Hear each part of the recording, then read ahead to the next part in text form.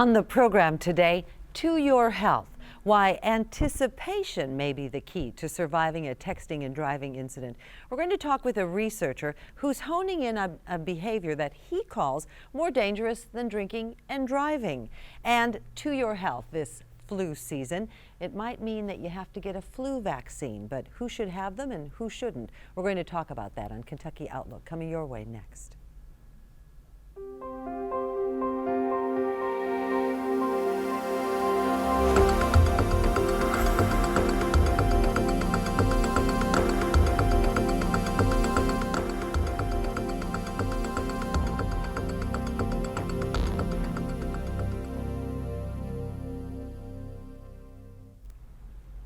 Hello and welcome to this week's edition of Kentucky Outlook. I'm Barbara Deep. Well, the health experts tell us it's never too late to get a flu shot. But who really should get them? And some people are afraid of getting vaccines. They've heard some bad things. We're going to dispel some of those myths as we welcome to the program Dr. Rowland. He is a physician with WKU's Health Services. And thanks for being here. Thank you so much for having me. Let's talk about what the flu is in general. What are we talking about when we say flu? Okay, so when we hear the term flu, we're referring to actually a group of viruses called influenzae, and there's multiple types. Essentially, a virus is an organism that cannot live or reproduce without a host, and unfortunately, we're one of those hosts. And not fun to be one of those hosts, no way. But we hear that every year there's a different strain of the flu. So it changes, it's organic, it morphs? It does. The viruses are very smart. They mutate. The terms drift and shift are used. Shift means slight changes. Drift means a complete new virus. Such as in 2009, many heard of the novel H1N1 flu, or what was termed unpopularly the swine flu at that time. Brand new virus had not been in our environment, so there was a high percentage of the population worldwide that were infected. And we're hearing more of that, aren't we? That suddenly we've got these strains never before seen, which really shouldn't surprise us, but it just, I think the surprise comes in that we're not ready to handle it. Well, that and I think the research is popular media now. So birds, one of the native hosts of a lot of the influenza type A viruses, it sounds scary to say avian flu. Many of these viruses are in birds first, so they're followed by scientists, and they're watching for those patterns. They're watching for them to shift to the human population. So it sounds science fiction almost. So. Yes, but it's reality. It's upon us. So that's how we define flu. So every year, different strain. So the experts, the Health and Human Services and the doctors will tell you it's a good idea to get a flu shot, to get a flu vaccine. And is it really that you're getting a strain or a little bit of the actual virus? What you're getting, and there's there's multiple flu vaccines made by different companies, but essentially there's a killed virus, where it's just what it sounds. It's a virus that's been killed. Particles are used to make the vaccine. That is then injected into us, and our immune system makes antibodies or cells that recognize those particles for later on when we are actually exposed to the virus. Those antibodies are made again in order to prevent the virus from replicating in us. The other type of vaccine is a live virus, but it is an attenuated. It's been changed to where it can only replicate at very cold temperatures. That particular virus is used in age 2 to 49 and is available through a nasal mist, so you don't have to endure the pain. It's indicated people are healthy, have no asthma or chronic lung conditions. The injectable virus is indicated from age 6 months and up. Let's talk about that, because there are different ways you can get it. You can get the nasal spray, you can get the shot. But let's talk about first, as you say, starting as young as 6 months, they can receive the vaccine? Yes. In fact, those at highest risk of complications of the flu are going to be the youngest, those 2 years and under, and those 65 and older, or anyone with a lung condition, heart disease. Where they're already compromised, yeah, this would just complicate it. But 6 months, I think that cutoff is chosen, it's thought that we will get some protective immunity from mother up until about age 6 months. And after that, it's a good idea to get the vaccine. Yes, after that, they need to make their own immunity. Now, you mentioned the age 49 and the nasal mist and the nasal spray. So why would you choose, you said it's not as painful? which suggests then that the shot can be painful? For most, no. I mean, some mild tenderness, soreness, a small pinprick, but no, the nasal vaccine is not painful. It's basically a squirt of a liquid into each nostril. But the shot can be. It can be. It burns. I got one. I got a flu shot this year. We were talking about this before we got started, that I did go ahead and get a flu shot because didn't get one last year, and I got the flu. It was horrible. But there is a lot of misinformation, I think, out there about getting it, when you should get it. And as I mentioned at the open of the show, health officials say it's never too late to get it. A change about 4 to 5 years ago, it was thought wait till closer to flu season, which typically here in Kentucky is January to February. So the thought was wait until, say, November, December. That thought has changed completely. Recommendation now is get the flu vaccine as soon as it is available, so which is typically September or October, which it's widely available across the United States and in Kentucky now. Shortages. You know, we were also talking about the fact that you were saying how you acquired the flu one year because you weren't able to get the vaccine. Why do shortages exist? Part of that's the process of making the vaccine. There's a limited number of companies, a limited number of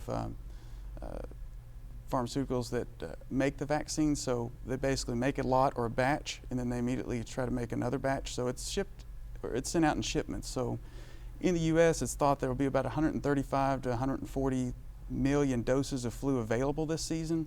Our population is 315 million, so we can't possibly vaccinate everyone. So it's a matter of availability of resources. Supply and demand. Yes. Supply and demand. And is it your understanding that they start out with maybe a particular vaccine, they're going into the flu season, and then they find that maybe that's not the vaccine that's not the flu that's out there, so this vaccine won't, how does that work? That can happen.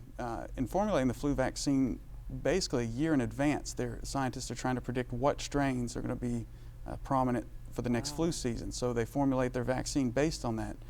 And often they're right, but sometimes they're not. So that's one of the reasons that there's variances in how effective it is.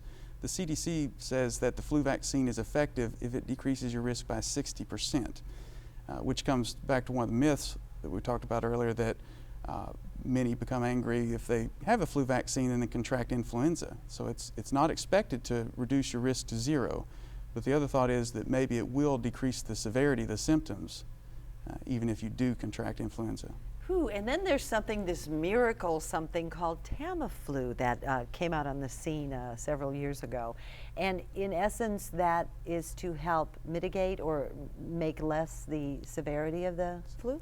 So when you think about influenza, obviously vaccination would be our primary objective. That's to prevent the influenza. If one does actually contract it, there are a few medications that are available. Tamiflu is available. It's thought to be most effective at decreasing the severity of the symptoms or decreasing the length of the illness, but only up to 1 to 2 days. So in other words, up to 1 to 2 days to get the Tamiflu, or 1 to 2 days in longevity of the disease? Sort of both. It's thought to be most effective if it's on board or in your system within 2 days of symptoms, but also it's only really thought to decrease your symptoms by about 2 days. But that can vary. You obviously, in my practice, I would want to reserve it for those who are at most risk, the elderly, the very young, asthma, compromised states. It's sort of it's a guess as far as if you have an otherwise healthy young adult who's had 4 to 5 days of symptoms, do you tell them to drink water and chicken noodle soup, or do you give the medication? There may not be a right answer to that. There may not be, and when you're feeling so bad with the flu, the last thing you want to do is go into the doctor's office. You really don't want these people coming into the office, bringing these germs along with them. So it's really a tough call there, isn't it? Yeah, it is. So that's Tamiflu. And so is it, in your experience as a physician, does it make a difference for some people? Again, it's varied. I've seen patients that have taken it and sung its praises. I've seen others that took it, and I don't know, maybe they did feel better, but they were expecting instant relief. But that's not going to happen. Yeah, bottom line, it's still conservative care, hydration, acetaminophen for those aches and chills and time. And time. And did you hear what else he said? Chicken noodle soup. There is a medicinal quality of sorts to chicken noodle soup, isn't there? Yes. So when Mama told you to have chicken noodle soup, she knew what she was talking about, didn't she? Yeah, there's debate on whether it actually has anything to do with chicken or just the liquid itself. Who knows? Who knows? But plenty of liquids. So recap for us. The flu, it's going to happen. It's going to come. Should most people then consider getting a vaccine? Yes. Again, it's indicated age 6 months up. I know there's a lot of concerns about side effects of vaccines, but when you look at the risk of flu, on average, there's 36,000 deaths per year because of influenza, over 200,000 hospitalizations in the United States per year because of influenza. And if you look at the potential risk of a flu vaccine, very, very minimal compared to those numbers. Okay, and as far as you know, the availability should be there. So far this year, we're not predicting any shortages, but again, a lot depends on how severe the flu season is. In Kentucky, I don't know of any reported cases in the, I don't know about Kentucky and Warren County itself. There's only 3 states that are showing moderate activity in the United States currently: Texas, South Carolina, and Alabama. But it's early. It is. It's early yet. And so you say Kentucky's flu season is usually January? Usually January to February. Okay. So that's a time to really put the antennas, but go ahead and get the vaccine now. Flu vaccine now, so your body can build those antibodies. You know, we were talking before we got started, you know, from flu vaccine to the number of vaccines that are now available to adults out there, in particular meningitis vaccine, and we have a pneumonia vaccine? Yeah, usually when we hear vaccines, we think of pediatrics, children, but there have been a lot of changes in the recommendations for adults. A few of those you mentioned: meningococcal vaccine. If you've not had it before and you're in a high-risk area working in healthcare, that would be a person to consider that. Currently, though, at age 11 to 12, you get an initial injection, then about 16 to 18, you get a booster. But again, adults who haven't been vaccinated in healthcare would want to consider. An important one that you'll see a large media push for would be Pertussis. You can get that vaccine as part of tetanus, diphtheria, and pertussis, one vaccine together. The other term for pertussis, whooping cough. There's been a rise in the last 3 or 4 years. Most of us as adults will have maybe a week of cough, fever, no major side effects, but the ones we worry about are the young children, those immunocompromised. So as an adult, if you've not had that vaccine, I would advocate it. And shingles, my goodness, we're seeing a lot promotion for the shingles vaccine. Again, and that one's indicated for age 60 and up, although anyone can get shingles. I've seen it as young as age 8 or 9. But again, not indicated until age 60 for the shingles vaccine. So your opinion is any risk related to a flu vaccine or some of the other vaccines, any risk certainly outweighs getting the actual ailment? Yes. All right, and so leave us with some words of wisdom. Prevention is worth an ounce of cure. No, or I guess An ounce of prevention is worth a pound of cure. Yes, it is. So get that flu vaccine, yes. And then we'll hope that it's not too bad of a flu season. Yes. Indeed. I want to thank you. Hands, and wash your hands. Wait, before we get away, what about this washing your hands? Because the antibacterial soaps and things that are out there, they say if you use those too much, you can build up an immunity and it defeats the purpose. Agreed or not? Yeah. I'm indifferent. Big debate. I can see on one hand there's concerns that we're causing disease by using too many antiseptics, but again, that's our best defense as far as reducing a lot of other infections. So wash your hands. Until I hear definitive proof, I'm going to wash my hands and use the sanitizers. And get your flu vaccine. And get my flu vaccine. All right, Dr. Ray Rowland has joined us. He's with WKU's Health Services. Thanks for being here. And when we come back, we're going to be talking about something that our next guest believes is more dangerous than drinking and driving. Coming up when Kentucky Outlook continues, we're exploring the link between impulse and anticipation as it relates to you driving and using your cell phone. Don't go away. Kentucky Outlook continues. Kentucky Outlook continues. Yeah, you shouldn't drive and use your cell phone. Yeah, and you shouldn't text either. But our guest on today's program is going to enlighten us on why we do that. He's continuing his research linking compulsive cell phone usage and motor vehicle crashes. Well, again, that's not surprising. We know those things happen. But the reason may be not what you think. Welcome to the program, if you will, Dr. Stephen O'Connor, and he is with WKU's Psychology Department. Thanks for being here. Thank you for having me. So, yeah, right. If you use your cell phone or if you're texting or if you're talking and you're driving, it's difficult to pay attention to all those things. But it may not be what we think. What is it then? Well, it could be all of those things as well as where your mind is, even if you're not actually using your cell phone. So there's something about anticipating an incoming call that we found to be associated with motor vehicle risk. And it's not just wondering about it once. What we saw was that as anticipation increased, the risk of previous motor vehicle accident increased by about 13% as someone went up on the scale of anticipation. So it was pretty significant. You studied 400 undergraduate students? Yes. And got this information? Yes. How'd you conduct this study? Well, we, like Western Kentucky University, at University of Washington, where I was previously, they have a psychology subject pool. And so for extra credit or for class credit, undergrads could actually complete the online survey. And it was anonymous. So there was de-identified data, and we asked them questions about their history of motor vehicle crash, their cell phone use, their alcohol intake, their a relationship style with other adults, whether or not they got anxious, and we also asked about their impulsivity. Impulsivity. Let's break this down a little bit. You had 4 domains kind of that you looked at. So share that with us. Sure. Okay, so that was specific for the measure on cell phone overuse. So when we broke that down, we found 4 different domains. One was anticipation. One was activity interference, so the phone usage actually gets in the way. Another was an emotional reaction. So if you can't use the phone, you get agitated and upset. So it's kind of like, yeah, you want to be able to do that, and so that's going to take your attention away because you're thinking about that. Exactly. And then the last one was that there was a noticed need that I need to cut down a little bit on my cell phone usage. Like I acknowledge that I use this too often. So there's an awareness. Yes. Yeah. Exactly. It's not like you're in denial that I don't use it, that your subject said, yeah, I have a problem. That's right. And what's so interesting about cell phone usage and adolescents or college students is that previous research has shown that the compulsion to check the cell phone is because people, they view the text or the cell phone message as losing value at a quicker rate than money does. And so there's like this need that you need to respond quickly or else you're going to miss out on the full potential of the interaction with who's ever sending you the message. So it's a compulsion. It's not necessarily an addiction where someone wants to have their desires met. It's really, I'm feeling an overwhelming sense of urgency to respond to this right now. And, like most people, when we feel that overwhelming sense of urgency, we'll just we'll follow through on it. If you wait long enough, the wave does crest, and it's less of a big deal.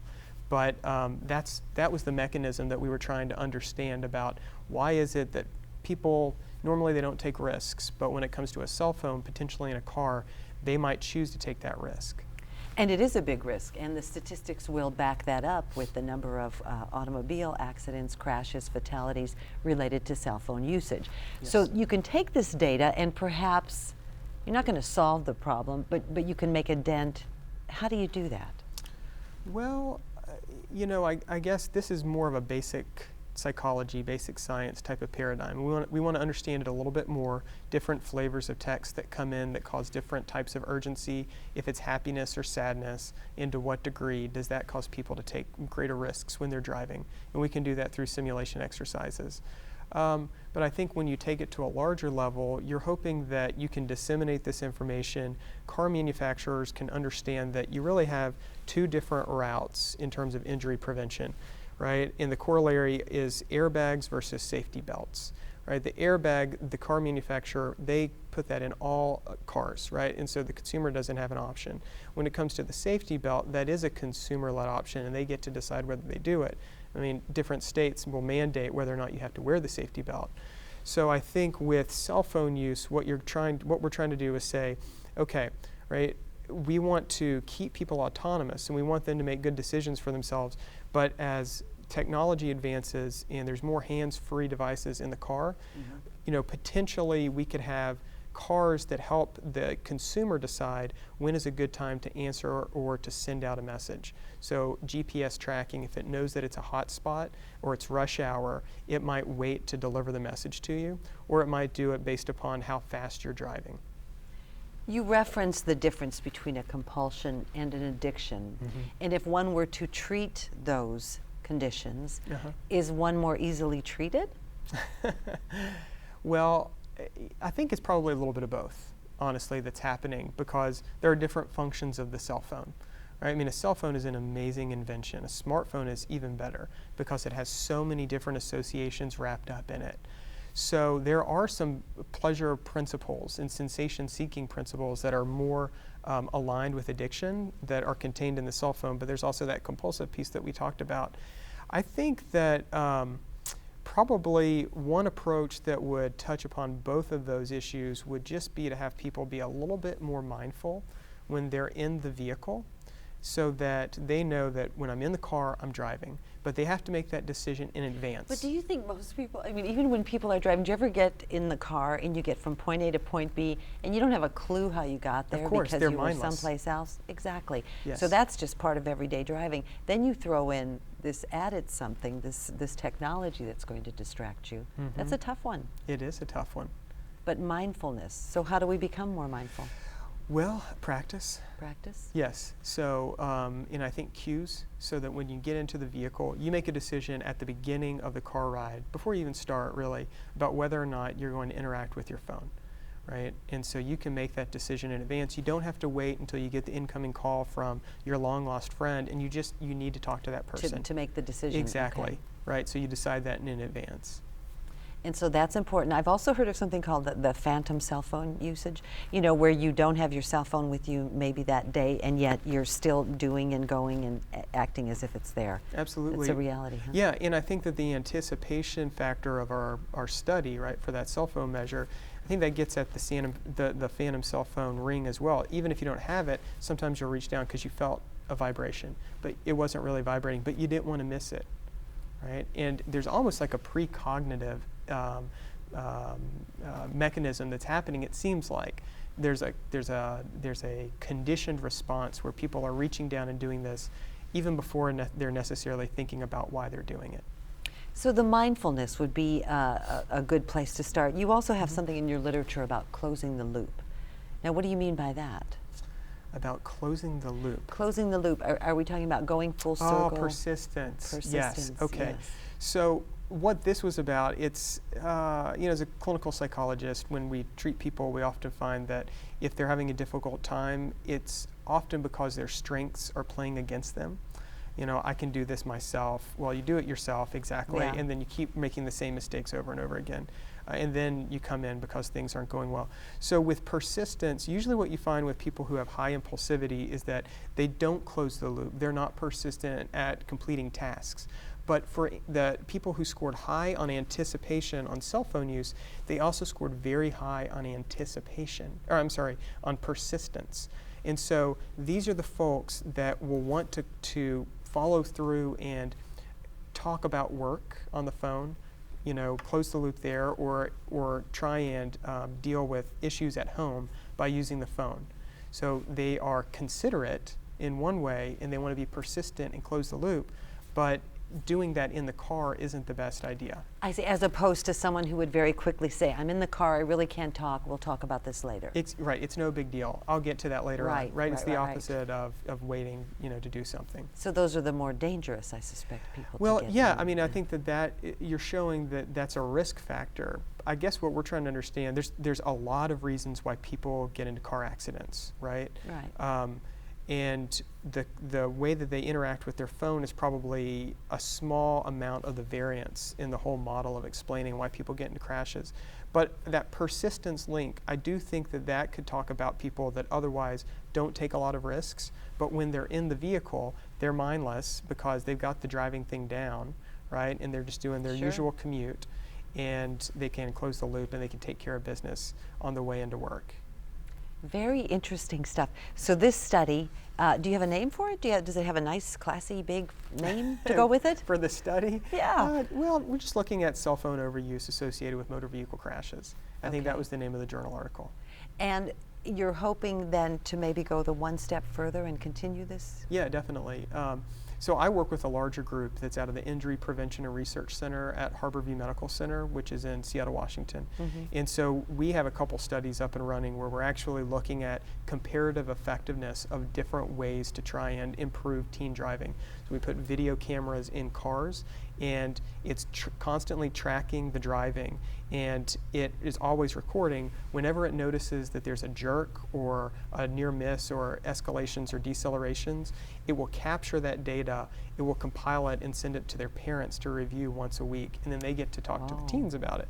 So that's one condition. Another is actually trying to block or jam incoming cell phone use through programs that you can download. Very interesting. So the bottom line is, if you're going to insist on driving and using your cell phone, be more mindful?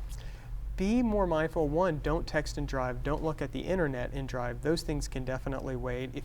I guess if you're going to use the phone and you're driving, try and be more autonomous in terms of making the decision to use the phone. Don't feel like you have to respond to other people and let the phone dictate what you do.